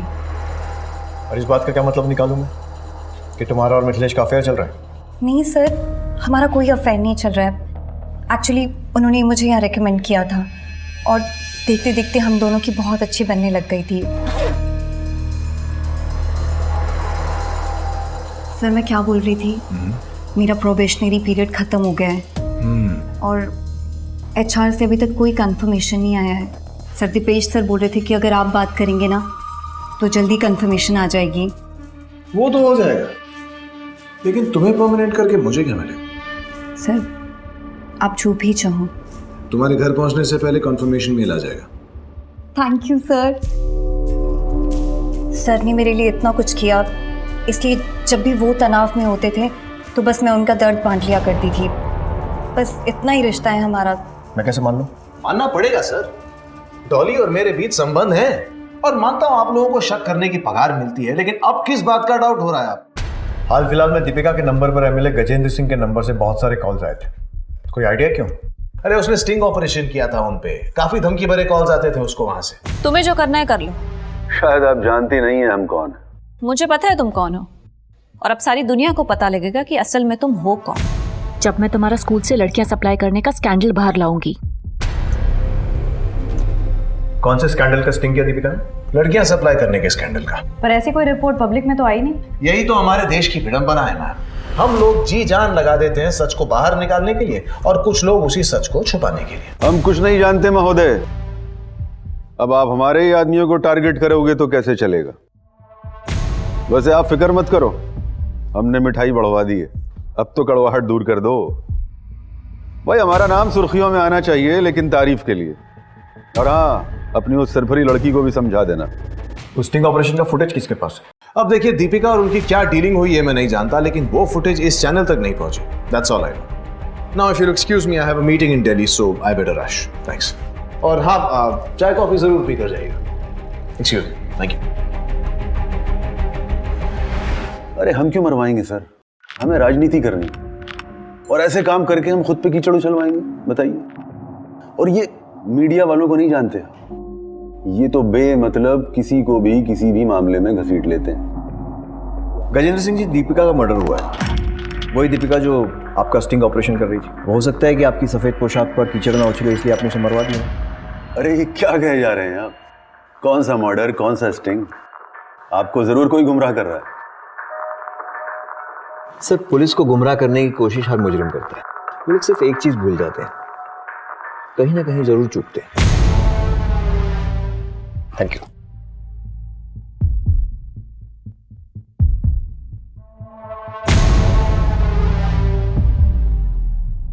अगर वाकई में कोई स्टिंग ऑपरेशन हुआ है तो इस MLA ने दीपिका को खरीदने की कोशिश जरूर की होगी। हमें दीपिका के बैंक अकाउंट चेक करने चाहिए। सर, दीपिका सच को बेनकाब करने में लगी हुई थी। वो समाज के लिए कुछ करना चाहती थी। उसने पहले भी ये जिम्मेदारियां निभाई थी। क्या दीपिका इसी का कोई खामियाजा भुगत रही थी, या फिर इस निर्मम हत्या के पीछे का राज कुछ और ही था? गजेंद्र सिंह जैसे मोटे खाल का आदमी ये कभी नहीं कबूल करेगा कि उसने कुछ किया है। जी सर, हम लोग मिथिलेश पर भी नजर रखे हुए हैं। बड़ा अजीब केस है, ना पत्नी की मौत का गम है, ना उसकी कमी खल रही है। मिथिलेश की माँ और दीपिका के बीच में भी बेटा पैदा करने को लेकर अनबन होती रहती थी। कुल मिलाकर दीपिका की फैमिली लाइफ डिस्टर्ब थी और बाहर से भी खतरा था। नो, ये गेस वर्क से काम नहीं चलेगा। हमें हाथ में ठोस सबूत चाहिए। अगर तुम्हें शक है तो मिथिलेश के ऑफिस की CCTV फुटेज चेक करो। सर,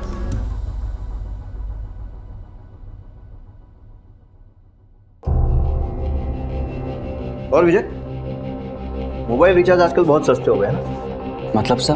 दीपिका से तुम्हारी वक्त बेवक्त बात होती थी, जान सकता हूँ क्या वजह थी? सिर्फ काम के सिलसिले में हमारी बात होती थी। एक बार एसिड अटैक विक्टिम के स्टोरी के कवरेज के दौरान हमारी दीपिका जी से मुलाकात हुई।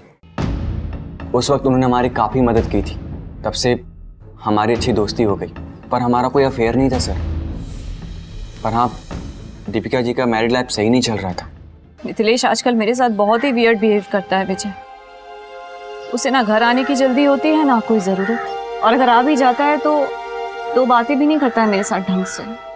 ऑफिस में हम दोनों साथ रहते हैं लेकिन वो मेरे लिए समय नहीं निकलता है विजय। मेरे फोन कॉल्स भी नहीं उठाता है। ऊपर से मेरी सास वो दूसरे बच्चे की रट लगा कर रखे हुए हैं। वो जिया के लिए भी वक्त नहीं निकालता है विजय। मुझे लगता है ना उस पर सक्सेस का नशा चढ़ गया है। मैं क्या करूं विजय? दीपिका जी सब ठीक हो जाएगा, आप बिल्कुल टेंशन ना लें। एमएलए गजेंद्र सिंह के खिलाफ किसी स्टिंग ऑपरेशन के बारे में कोई बात की थी दीपिका ने कभी? नहीं सर, पर हाँ हाल फिलहाल में एक 12 साल के बच्चे को न्याय दिलाने की भरपूर कोशिश कर रही थी। उसके बलात्कार की खबर हमें गांव के एक रिपोर्टर से मिली थी। देखो माला, तुम ऐसे चुप रहोगी तो कैसे काम चलेगा? माला, तुम्हें घबराने की जरूरत नहीं है। तुम मुझे सब सच बता सकती हो।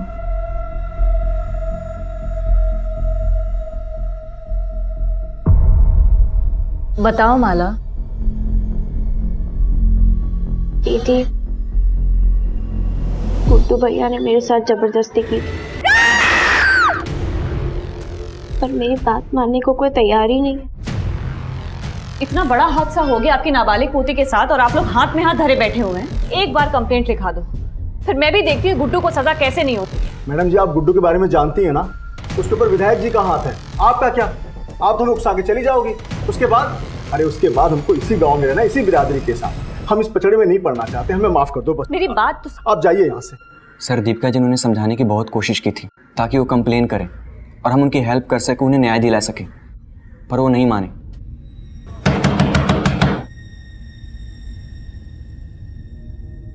तू फिर वापस आ गई? हाँ, तू ऐसे नहीं मानेगी। रुक, बताता हूँ। आखिरी बार चेतावनी दे रहे हैं, दोबारा इस गांव में दिखाई दी ना तो जान से जाएगी। ठीक है, मैं चली जाऊंगी और दोबारा कभी नहीं आऊंगी। मुझे बस एक बार माला से मिलना है, बस। नहीं, ये नहीं हो सकता। ठीक है, तो तुम भी इस गलतफहमी में मत रहना कि तुम बच जाओगे। धमकी दे रही है मुझे? हाँ, जाती है, काट दो तुझे मैं। बाबूजी आप अंदर जाइए। मैं बात कर रहा हूँ। नहीं, हम बात कर रहे हैं। मैं बात कर रहा हूँ, तुम क्या बात कर रहे हो? बाबूजी, कहीं ऐसा तो नहीं है कि गुड्डू ने ही बचने के लिए दीपिका को मार दिया हो? या फिर समाज और बिरादरी के डर से जगताब ने ही कोई खेल खेला? अब इस बात का खुलासा तो माला ही कर सकती है। माला से पूछताछ करो और विजय पर भी नजर रखो। सब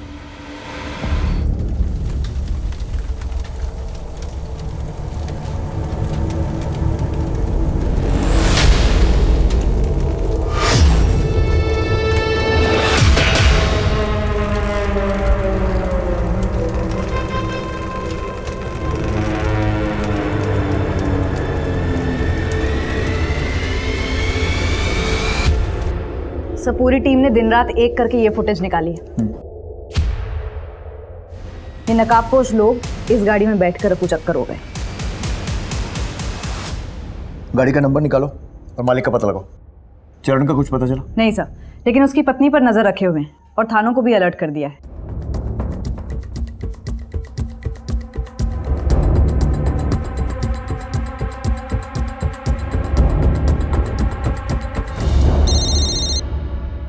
हाँ बोल।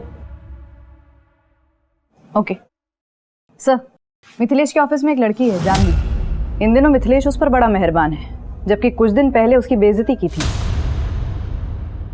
वेलकम फ्रेंड्स, मैं आपकी होस्ट जानवी शर्मा आपके सामने हूँ मेरे अपने show news on the run with Janvi.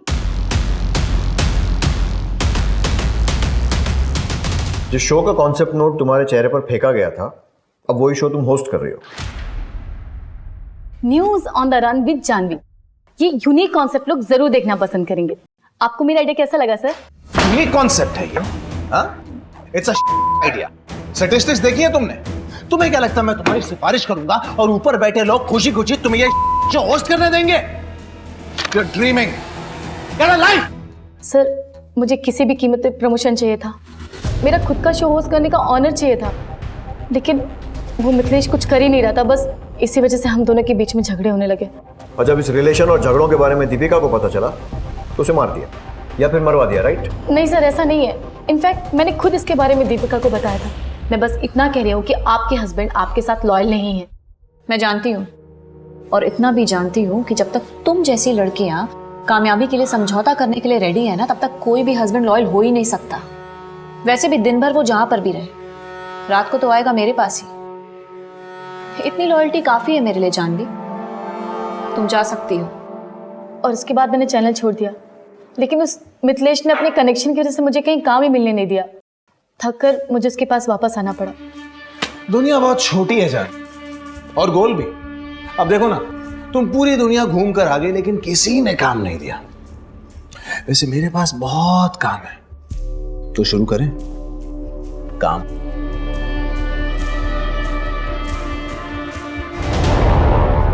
तुम्हारा चैनल छोड़कर जाना और फिर दीपिका की मौत के बाद वापस आ जाना। कहानी में यही एक ट्विस्ट है।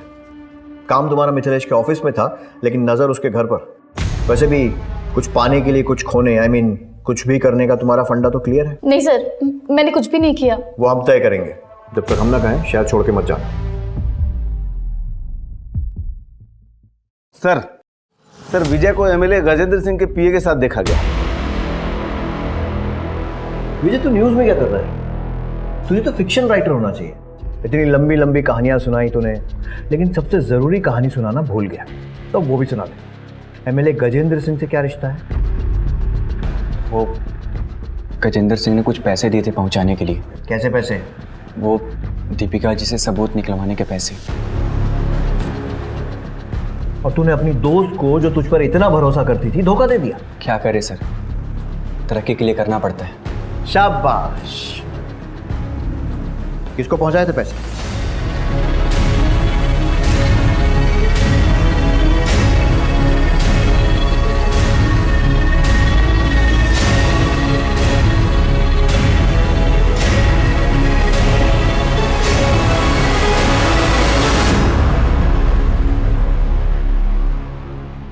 देखिए सर, ये बात छिपी नहीं है।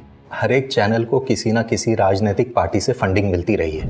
हमें भी गजेंद्र सिंह से फंडिंग मिलती है, तो हम उनका स्टिंग ऑपरेशन करवाकर अपने पांव पर कुल्हाड़ी क्यों मारेंगे? सर ये इन दोनों की मिली भगत है। हो सकता है पैसा देने के बाद भी गजेंद्र सिंह ने दीपिका से बदला लिया। पॉसिबल है, बस वो चोरों की टोली एक बार हमारे हाथ लग जाए।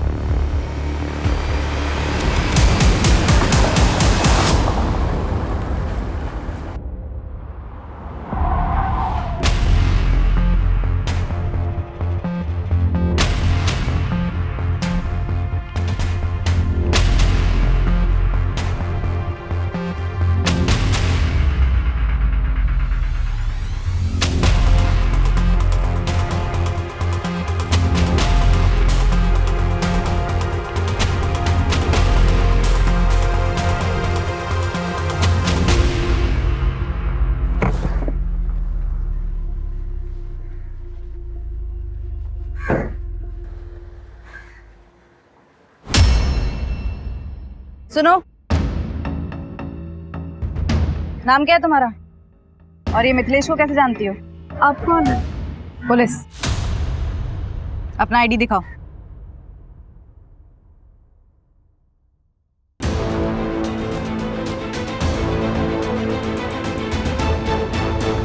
देखो कोमल, डरने की कोई बात नहीं। तुम्हारा बयान हमारे केस के लिए बहुत जरूरी है। मिथिलेश की वाइफ दीपिका का मर्डर हो गया है, इसलिए बिना डर बिना झिझक जो कुछ भी मैंने पूछा है बताओ। सर वो मिथिलेश सर जब भी मुझसे मिलने आते मेरे लिए कीमती गिफ्ट्स लाते थे, मुझे भी अच्छा लगता था। लेकिन एक बार दीपिका मैम ने मुझे और मिथिलेश सर को साथ देख लिया था।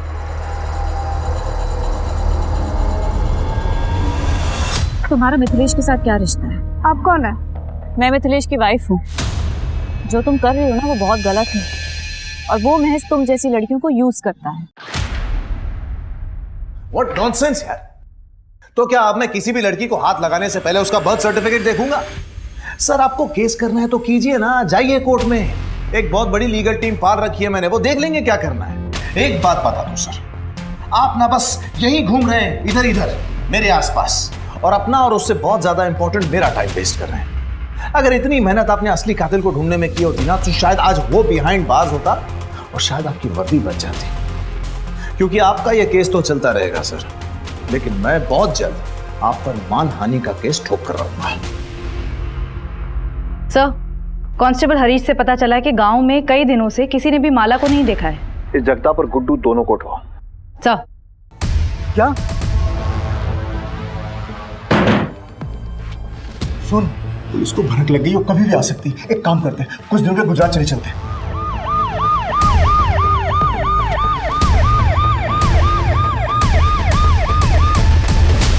जो डर था वही हुआ, पुलिस आ गई है। पुलिस आए तो ये मत बताना कि मैं इस घर में हूं। माला कहाँ है? ओ, जगताप कहाँ है? एक उधर जाओ। अरे मैंने किया क्या? कि मैंने किया क्या? मुझे बताइए तो सही।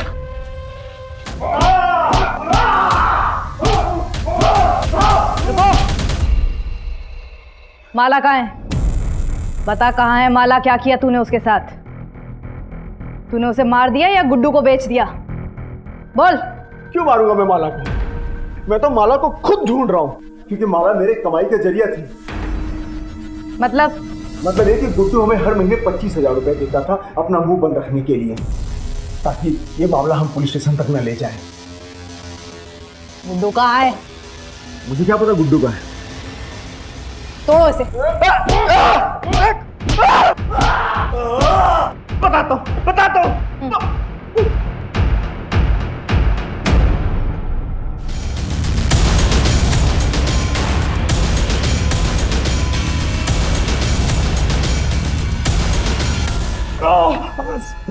साहब मैं सच बोल रहा हूँ, मैंने माला का रेप नहीं किया साहब, और ना ही मैं किसी दीपिका को जानता हूँ। सब लोग झूठ बोल रहे हैं साहब। जगताप को किस बात के पैसे दे रहा था?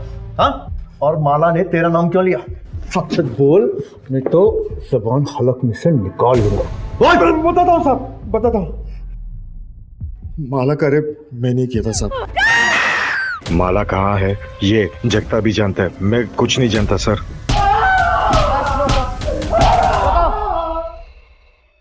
गुड्डू ने सब सच बोल दिया है।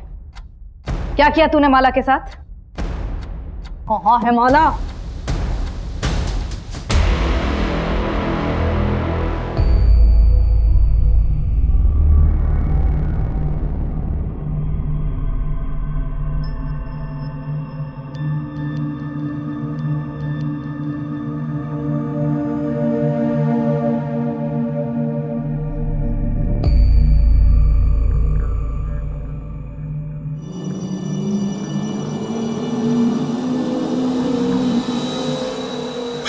कहाँ जा रही है तू आधी रात को?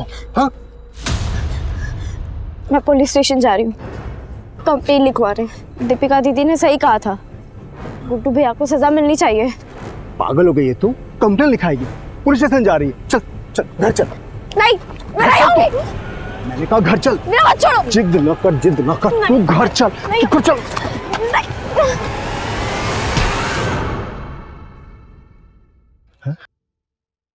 माला, माला,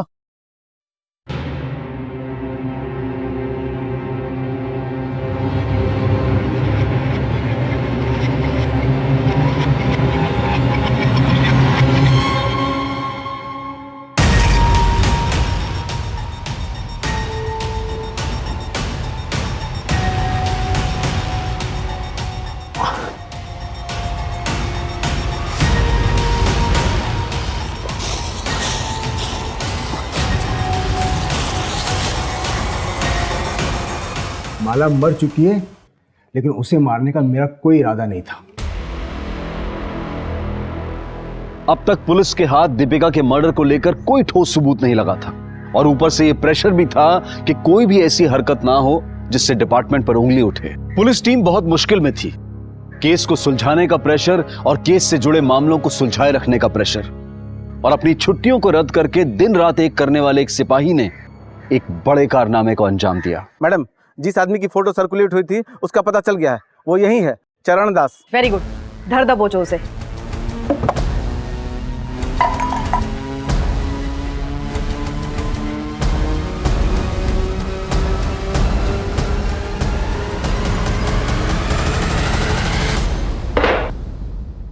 आपके चरण हमारे थाने में पड़े, हम तो धन्य हो गए। मैं कुछ नहीं जानता सर, मैं तो सिर्फ चोरी के इरादे से घर में घुसा था और चोरी करके बाहर निकल गया। वो मर्डर वर्डर मैंने नहीं किया सर। 2 लोग और थे ना तेरे साथ, नाम बताओ उनके।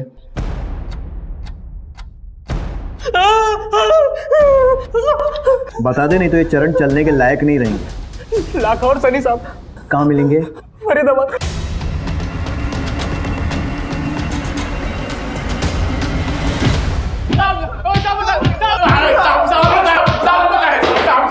साहब मत मारो साहब, हम बताते साहब, हम तो चोरी के इरादे से वहां गए थे साहब। चरण ने तो हमें ये भी नहीं बताया था हम किसके घर जा रहे हैं। तो फिर दीपिका को किसने मारा? साहब जब हम सामान लेके वापस जा रहे थे, चरण दोबारा अंदर गया था। तुम लोग निकलो, मैं आता हूँ बाद में। जाओ, चल निकल। साहब बाद में पता चला मैडम जी की हत्या हो गई है। साहब हम दोनों ने कुछ भी नहीं किया, जो भी किया उस चरण ने किया होगा। साहब हम तो उसके आने से पहले सामान लेके वापस चले गए थे साहब। साहब हमें माफ कर दो, हमने कुछ भी नहीं किया साहब। चलिए चलिए।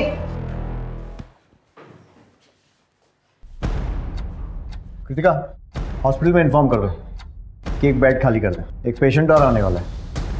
साहब मैं मानता हूँ, मैंने मारा था दीपिका को साहब, मैंने मारा था दीपिका को, मैंने मारा था। क्यों मारा? हाँ साहब वो चोरी का माल लेके हम लोग घर से जब निकल रहे थे, तब मुझे शक हुआ कि मैडम ने शायद हमें देख लिया है और वो सोने का नाटक कर रही हो। तो साहब मैं फिर से गया चेक करने, तो मैडम उठी हुई थी साहब, तो फिर मारना पड़ा साहब। साहब मैं अपना जुर्म कबूल करता हूँ साहब, मैंने मारा दीपिका को साहब। तूने मारा? हाँ साहब। ठीक है, मान लो। कितने वार किए थे बॉडी पे? वो 4। ये दीपिका की पोस्टमार्टम रिपोर्ट। उसके शरीर पर 18 बार वार किए गए। मिथिलेश सर, भाई मानना पड़ेगा आपकी हिम्मत को। न्यूज के जैसे अपने जुर्मों की किताब खुद पढ़ेंगे या फिर हमारी हेल्प की जरूरत है? What do you mean? मतलब हमारी हेल्प। ठीक है, तो आपके कारनामों की लिस्ट हम ही बताते हैं। कोमल, याद है उसने आपके खिलाफ शिकायत दर्ज करवाई। आपकी याददाश्त के लिए बता दूं कि उसके साथ सोते समय आपने उसका बर्थ सर्टिफिकेट चेक नहीं किया था। चेक कर लेना चाहिए था। एक अंडर एज नाबालिग लड़की के साथ फिजिकल रिलेशन बनाने के जुर्म में कम से कम 7 साल के लिए अंदर तो जाएंगे आप।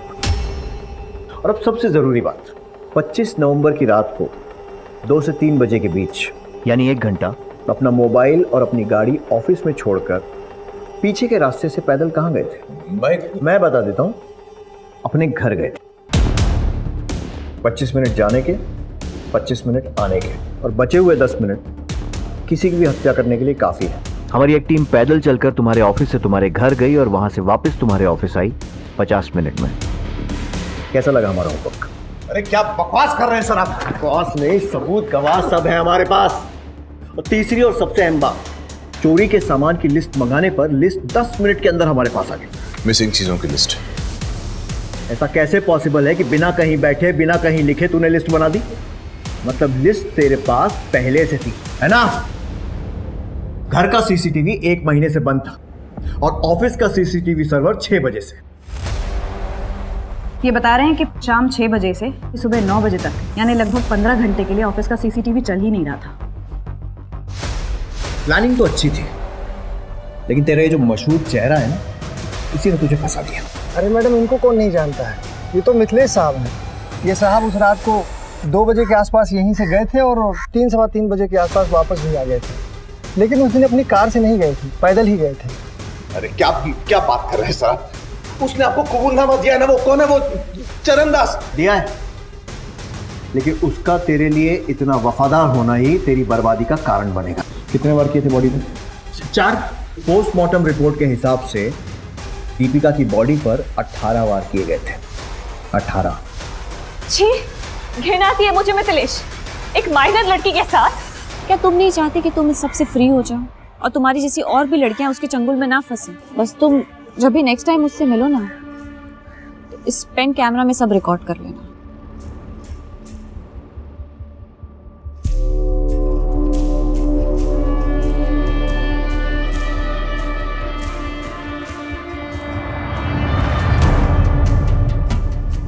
कल सुबह मैं तुम्हारा असली चेहरा सबके सामने लूंगी।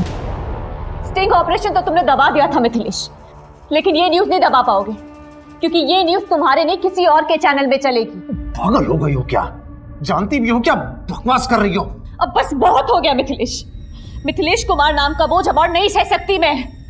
तुम्हारा नाम तुम्हें मुबारक हो। Good luck. दीपिका, दीपिका! और फिर मैंने हमारी मेड शांति के हस्बैंड को हायर किया, चरणदास, वो चोरी का ड्रामा करने के लिए। मैंने उससे कहा था 2-3 लोग और ले ले ताकि वो चोरों की टोली वाली फील आए। मैं ना पकड़ा जाऊं इसीलिए ऑफिस और घर के सीसीटीवी कैमरा को तो मैंने खुद ऑफ किया था। और सब प्लान के मुताबिक हुआ या नहीं ये देखने जब मैं अपने घर आया तब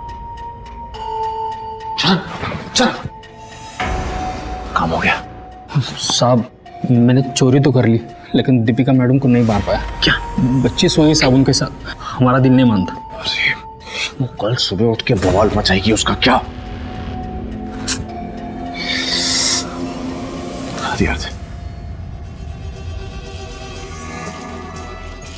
यही वेट करना।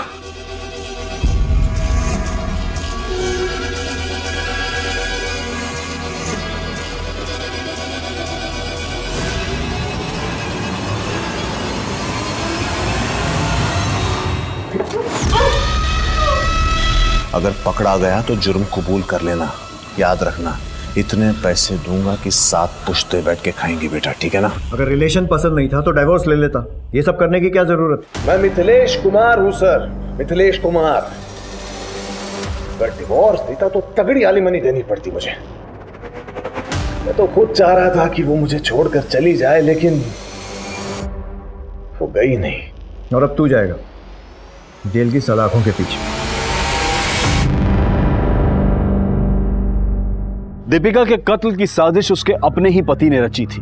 मिथिलेश ने एक पराई स्त्री और अपनी बुरी आदतों के कारण उस लड़की को अपने रास्ते से हटा दिया, जो कि ना सिर्फ उसकी एक पत्नी थी, एक मां थी, बल्कि एक होनहार पत्रकार थी जो खुद इस समाज को एक बेहतर जगह बनाना चाहती थी। अब मैं अनूप सोनी आपसे विदा लेता हूं। फिर मुलाकात होगी क्राइम पेट्रोल सतर्क के ब्लैक हेडलाइंस अध्याय में एक और नए केस के साथ। और याद रखें, क्राइम और आपके बीच में सिर्फ इतना फर्क है कि आप कितने सतर्क हैं। सतर्क रहें, सुरक्षित रहें।